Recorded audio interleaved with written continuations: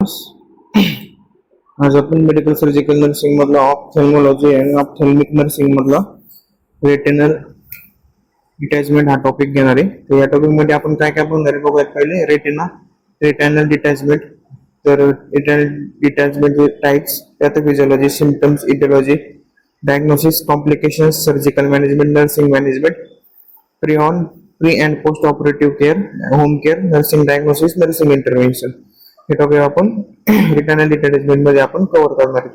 तर पहिलं बघूयात रेटिना. रेटिना म्हणजे काय? आपल्याला फर्स्ट इयरच्या अॅनाटॉमी अँड फिजियोलॉजीच्या सेन्सरी ऑर्गन सिस्टम मध्ये आपण आईचं स्ट्रक्चर बघितलेलं आहे. त्याच्यामध्ये आपण रेटिना हे स्ट्रक्चर आपण बघितलेलं आहे. तर रेटिना काय असतो? एक लाईट सेन्सिटिव्ह टिश्यू लेअर आहे आईज मध्ये, जसं की या डायग्राम मध्ये तुम्हाला दिसेल. हा रेटिना लेअर आहे, हा retina. Sends visual message through the optic nerve. जे ऑप्टिक नर्व्स आपल्या ब्रेन मध्ये असतात किंवा आईज मध्ये असतात, ते आपला व्हिज्युअल मेसेज ब्रेनला सेंड करतात. रेटिना मध्ये दोन लेअर असतात, एक असतं सेन्सरी रेटिना आणि एक असतं रेटिनल पिगमेंट एपिथेलियम. जे सेन्सरी रेटिना आहे ते रॉड आणि कॉन्स त्यांच्यामध्ये प्रेझेंट असतात, म्हणजे कलर डिटेक्शनचं काम करतात सेन्सरी रेटिना. तर हा पार्ट झाला आपल्या रेटिनाचा. तर रेटिनल डिटॅचमेंट म्हणजे काय बघूयात. तर रेटिनल डिटॅचमेंट म्हणजे is a separation of the retinal layer. जे आपण लास्ट स्लाइड मध्ये बघितलं, हा रेटिना आहे, हा लेअर येते, हा डिटॅच होतो, पुल होतो वरती. तर त्या कंडिशनला बोलतात रेटिनल डिटॅचमेंट. जो सेन्सरी लेअर असतो तो आरपी लेअर पासून डिटॅच झालेला असतो किंवा वेगळा झालेला असतो due to the break or tear over the retinal layer. त्याच्यामुळे ज्या वेळेस रेटिनल लेअर मध्ये ब्रेक होतं किंवा टियर होतात, फाटतात, त्या वेळेस आपल्याला पेशंट मध्ये रेटिनल डिटॅचमेंट बघायला भेटतं. ह्याचे टाइप्स कुठले? Rhegmatogenous, traction, combination of rhegmatogenous and traction and exudative. तर एक एक करून आपण बघूयात. तर पहिलं आहे रेगिमॅटिजिनस डिटॅचमेंट. तर हा रेगिमॅटिजिनस डिटॅचमेंट हा मोस्ट कॉमन टाइप्स आपल्याला पेशंट मध्ये बघायला भेटतो. ह्याच्यामध्ये काय होतंय? Hole or tear develop in a sensory retina. जे दोन लेअर्स आहेत, सेन्सरी आणि आरपीई.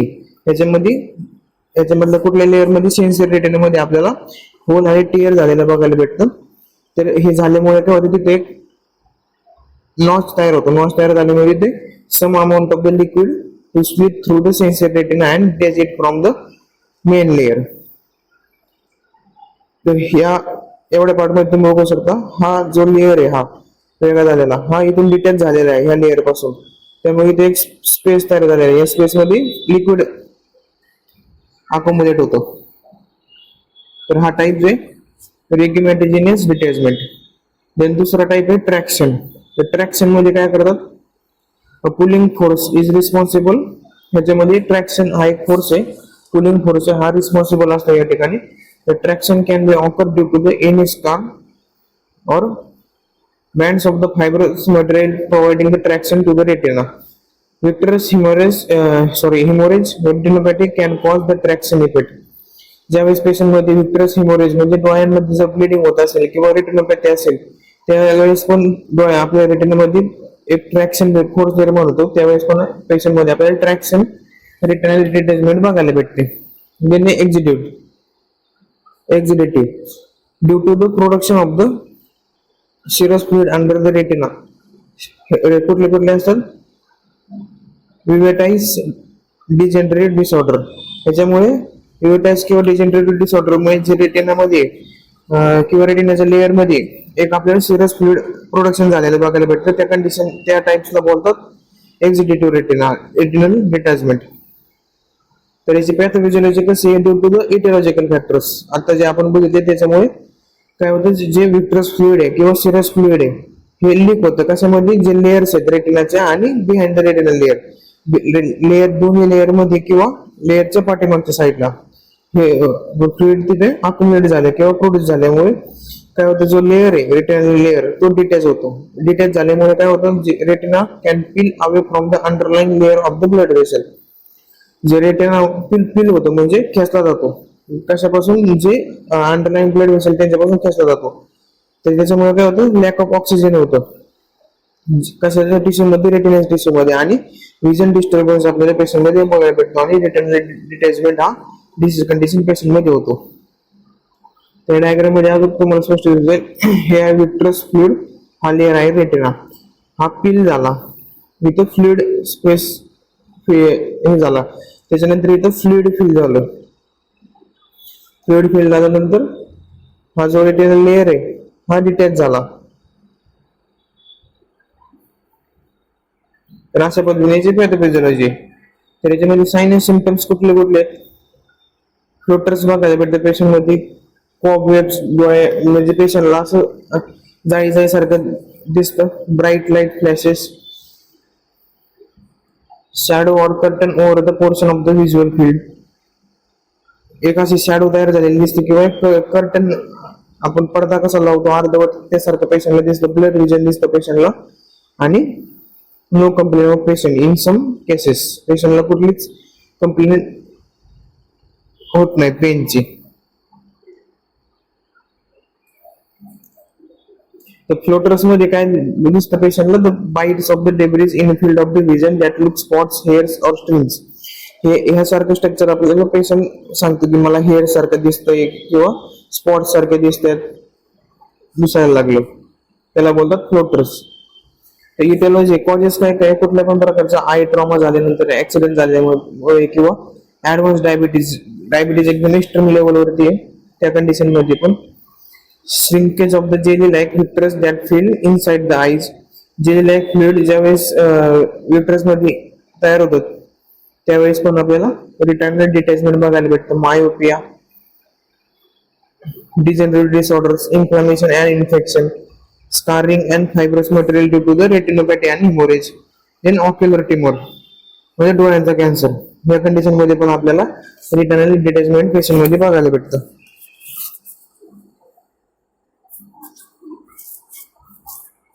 तर असे कोणते फॅक्टर्स आहेत जे रिटर्नल डिटॅचमेंटच्या रिस्कला इन्क्रीज करतात. पहिलं एज, अबव 40 इयर्स, किंवा प्रिव्हियस रिटर्नल डिटॅचमेंट झालेला आहे कोणत्या पण एक आईज मध्ये, तो पण आपल्याला त्याच्या रिटर्नल डिटॅचमेंटची परत एकदा रिस्क वाढवतो. फॅमिली हिस्ट्री असेल कुठली पण आरडीचे, एक्स्ट्रीम नियर साइटनेस म्हणजे मायोपिया असेल त्यावेळेस, then provide I sorry previous eye surgery झाली असेल पेशंटची, त्या कंडिशन मध्ये पण पेशंट हा रिस्क वरती असतो रिटर्नल डिटॅचमेंटचा. प्रिव्हियस सिव्हिअर आय इंजुरी और ट्रॉमा, तर हे सगळे फॅक्टर्स आहेत जे रिस्क प्रोव्हाइड करतात कशाला, काय होण्याला, रिटर्नल डिटॅचमेंट होण्याला. तर कॉम्प्लिकेशन्स काय आहेत पेशंट मध्ये आपल्याला बघायला भेटतात, रेडनेस बघायला भेटते किंवा स्वेलिंग बघायला भेटतात, त्याच्यामध्ये आयलिड्स मध्ये टेम्पोररी पेन बघायला भेटतं, आणि पेशंट डिस्कम्फर्ट झालेलं बघायला भेटतो. डिप्लोपिया म्हणजे डबल विजन पेशंट मध्ये बघायला भेटतो. फ्लोटर्स म्हणजे पेशंटला हेअर किंवा स्पॉट लाईक स्ट्रक्चर विजन मध्ये दिसतं. ग्लॅरे किंवा सेन्सिटिव्हिटी लाईट पेशंट मध्ये बघायला भेटतं. Mild drop in vision, vision मध्ये पेशंटची विजन ही माइल्ड अमाऊंट मध्ये कमी होती. हिमोरेज पेशंट मध्ये बघायला भेटतो. आणि सीएमई मीन्स क्रिस्टोलॉइड मॅक्युलर एडेमा पेशंट मध्ये आपल्याला बघायला भेटतो. हा सीएमई रेअर कंडिशन मध्ये बघायला भेटतो. म्हणजे डायग्नोस्टिक फाइंडिंग कसं करणार आपण, म्हणजे डायग्नोस्टिक टेस्ट कुठले कुठले करणार, व्हिज्युअल ॲक्युटी करणार, ऑप्थॅल्मोस्कोपी करणार, स्ट्रीट लॅम्प मायक्रोस्कोपी करणार, आणि अल्ट्रासाउंड करणार आईचे. हे आहे डायग्नोस्टिक. आता सर्जिकल मॅनेजमेंट कसं करायचं पेशंट मध्ये, रेटिनल टिअर करायचं.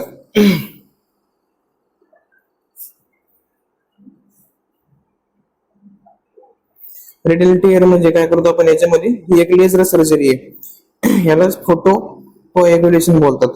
लेझर थ्रू करतो आपण with the help of the laser rays that tear the being joint or saturated. आपण जो रेटिनाचा लेअर आहे तो टिअर करतो, आणि जे विट्रस फ्लुइड तिथे एक्स्ट्रा अमाऊंट मध्ये अकाउंट झालेले आहे त्याला ड्रेन आउट करतो थ्रू लेझर. झाल्यानंतर आपण त्याला जॉईन करतो किंवा सुचर करतो. फ्रीजिंग म्हणजेच cryopexy. Cryoprobe will freeze and join the retinal tear. Retinal detachment मध्ये आपण काय करतो, pneumatic retinopexy scleral buckling and vitrectomy. एक एक करून बघूयात आपण. फोटोकोएग्युलेशन मध्ये येतो का फोटोकोएग्युलेशन मध्ये आपण एक लेझर बीम आपण पेशंटच्या रेटिनामध्ये टाकतो आणि जो हे जे मॅक्युला तिथे तयार झालेले आहे त्याला डिटॅच करतो आपण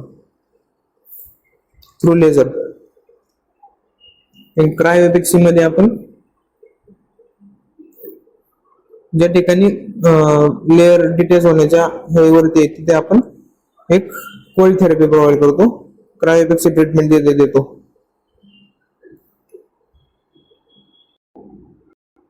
स्क्लेरल बकलिंग मध्ये काय करतो आपण?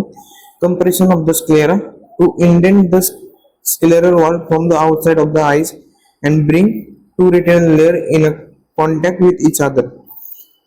स्क्लेरल बकलिंगचा हा सक्सेस रेट हाय असतो. ह्याच्यामध्ये आपण सिलिकॉन स्पॉन्ज किंवा रबर किंवा semi hard plastic buckling use करतो.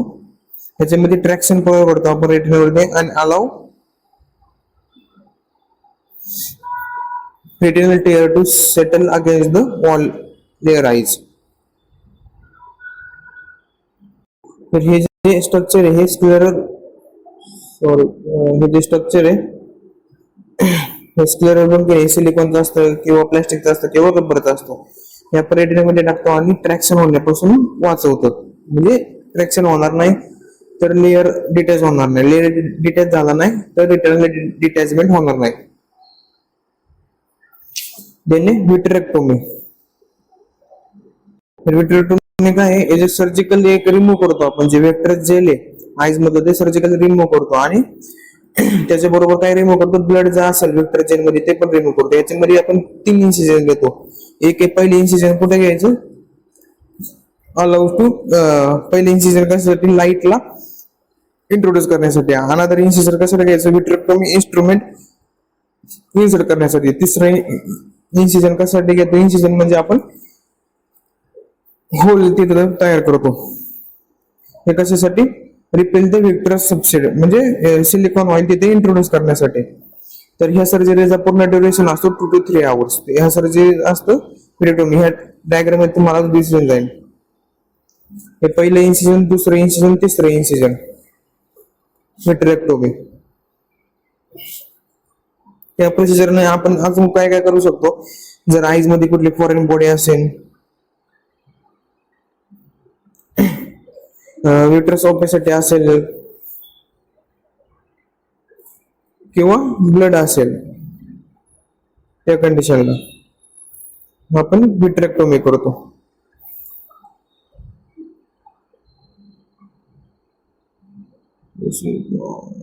देन नेक्स्ट आहे nursing management.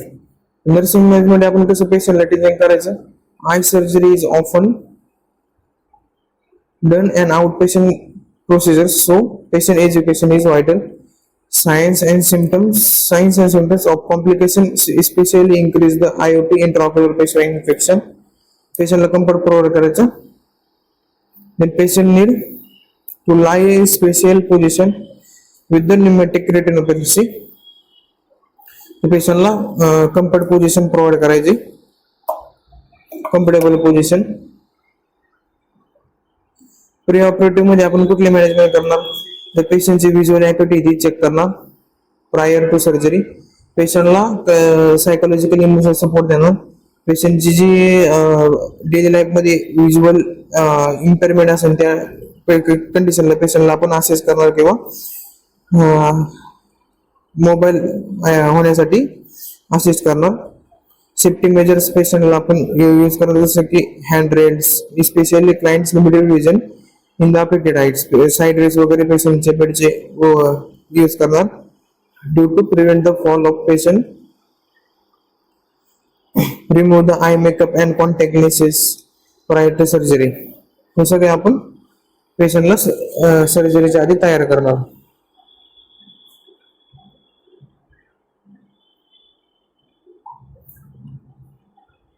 Then post operative surgery झाल्यानंतर काय करायचं? पेशंट मध्ये मॉनिटर करायचं. आय ड्रेसिंगला मॉनिटर करायचे. ब्लिडिंग वगैरे होते एखादे Then maintain the eye patch and eye shield in a place. The eye patch or eye shield has helped prevent the inadvertent injury to the operative site. जे I patch किंवा I cells लावलेले आहेत ते आपण prevent करून ठेवायचे, place करून ठेवायचे, मेंटेन करून ठेवायचे. हे जे आय लेसेस किंवा आय पॅच आहेत ते काय प्रिव्हेंट करतात, इन ऍडव्हर्टंट इंजुरी प्रिव्हेंट करतात. पेशंटला सेमी फॉलोअर्स किंवा फॉलोअर्स पोझिशन प्रोव्हाइड करायची आणि पेशंटला अनअफेक्टेड साईड वरती लाय करायला सांगायचं. लेफ्ट लाज असेल, लेफ्टची सर्जरी झाली असेल लेफ्ट आयची, तर पेशंटला राईट आय वरती आपण झोपायला सांगायचं. तर पेशंटला जास्त फोर्सफुली ओमिटिंग, कफिंग किंवा स्नीजिंग करायला नाही सांगायचं till 2 to 4 weeks after the surgery. Home care मध्ये आपण पेशंटला किंवा पेशंट रिलेटेड काय सांगा, ऍड्युकेट लाइटिंग ठेवायची त्याच्या रूमची. पेशंटला अनरिस्ट्रिक्टेड ॲम्ब्युलेशन करायचं. पेशंटला कुठलं पण हजार्डस म्हणजेच क्लटर्स, रेक्स, अननेसेसरी फर्निचर पेशंटच्या रूम मधून रिमूव्ह करायचे. Then provision of the handrails in hallways किंवा बाथरूम. हँडरेल्स म्हणजे हँडल बसवायला लावायचे, कारण की पेशंटला ब्लरी विजन असते किंवा काय काय कंडिशन मध्ये दिसत नाही, ते पेशंटला इंजुरी होण्यापासून अवॉइड करण्यासाठी हँडरेल्स पेशंटच्या रूम मध्ये किंवा बाथरूम मध्ये बसवायला सांगायचे. असेच ऑडिओ किंवा television, voice activity switches, pill organization and large print newspaper किंवा मॅगझिन्स पेशंटला प्रोव्हाइड करायचे फॉर एंटरटेनिंग पर्पज. हे नर्सिंग मॅनेजमेंटचे nursing diagnosis and their interventions. तर हे सगळं होतं रिटर्नल डिटॅचमेंट. थँक्यू.